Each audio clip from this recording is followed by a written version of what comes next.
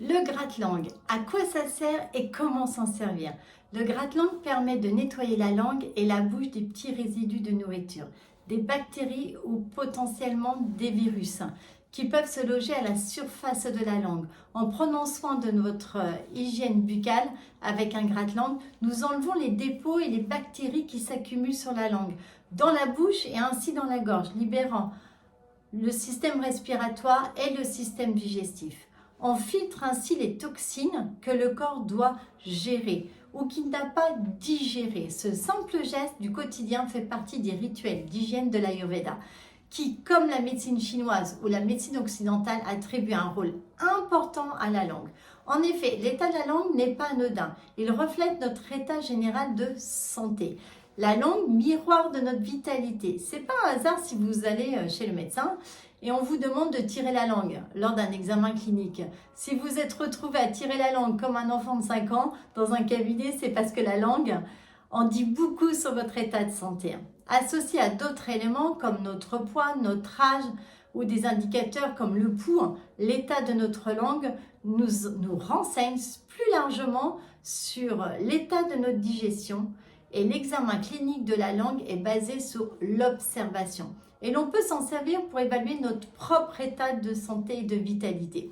Donc, à vos marques, prêt, tirez la langue de votre miroir et observez.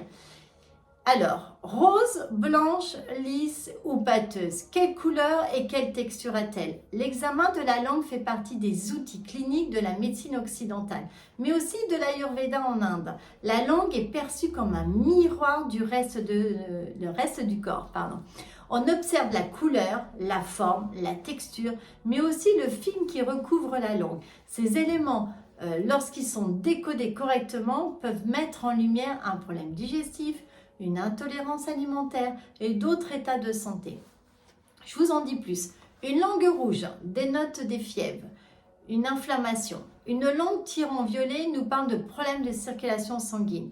Une langue blanche ou pâle signale des carences, de la fatigue ou du système immunitaire affaibli.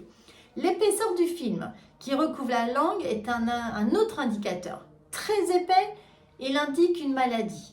S'il est trop fin ou quasi inexistant, cela indique ainsi un déséquilibre, comme une fatigue profonde liée au stress. Un film jaunâtre peut signaler une infection, alors qu'un film blanchâtre indiquera une mauvaise circulation. La langue renseigne sur la circulation de notre énergie vitale.